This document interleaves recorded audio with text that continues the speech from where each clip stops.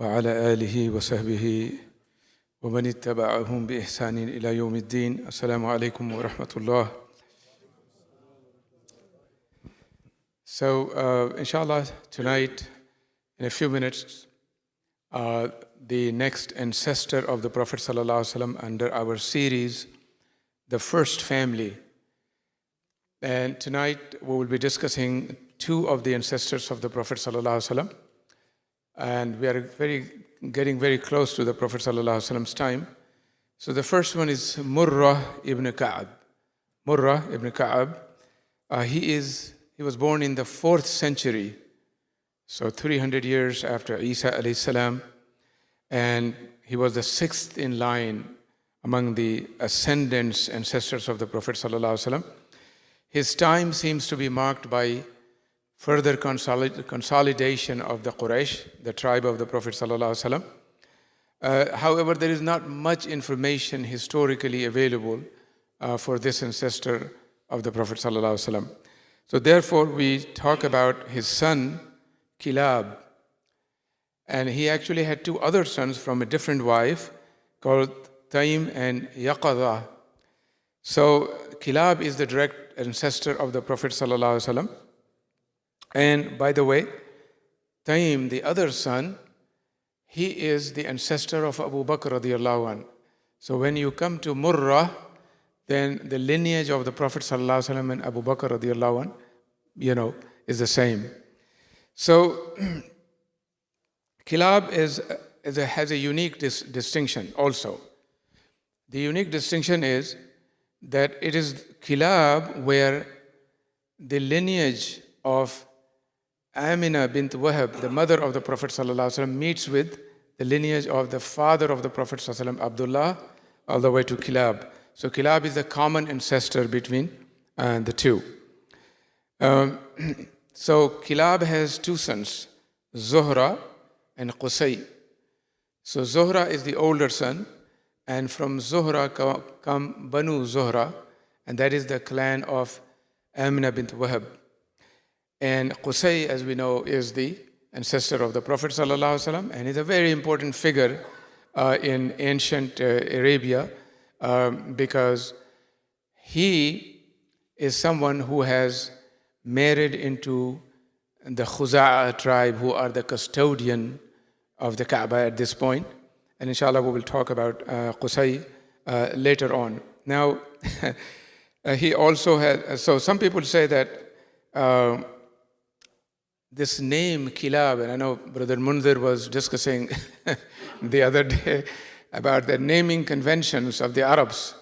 So Kilaab is the plural of kalb, so dog. So where did this name come from?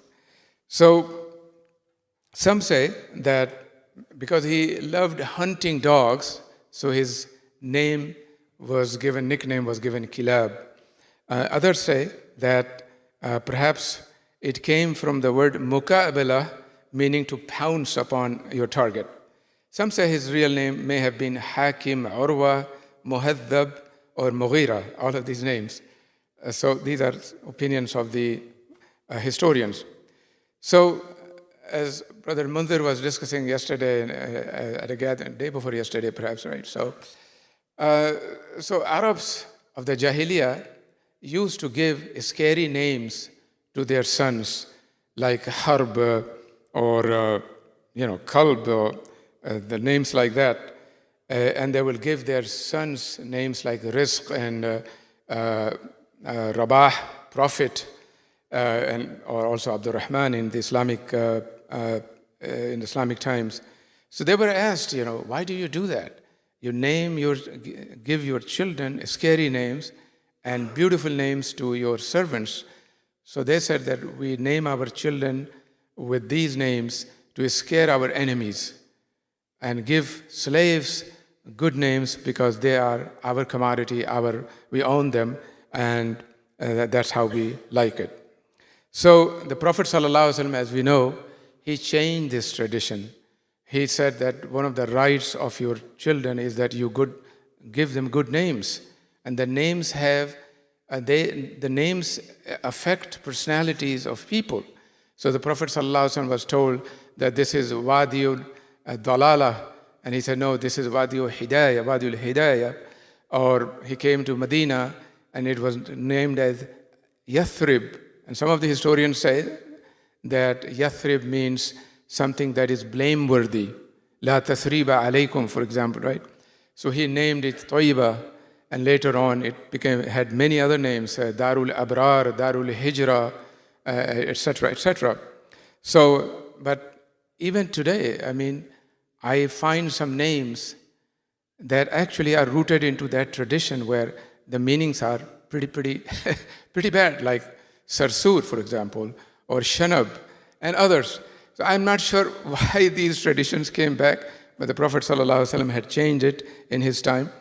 And I know one Arab brother told me that you Indians, Pakistanis, you have such majestic names, you know. You give your children such majestic names. But anyway, so inshallah, next week we will discuss the life and times of the Prophet ﷺ's ancestor named Qusay. This is the person I was talking about. He married into Khuza'ah, who consolidated the authority of the Quraysh in Mecca and changed the trajectory of Qurayshi influence in an unprecedented way. Inshallah, all of this next week. Jazakumullahu khaira. Subhanakallahumma wa bihamdika ashhadu an la ilaha illa anta astaghfiruka wa atubu ilayk.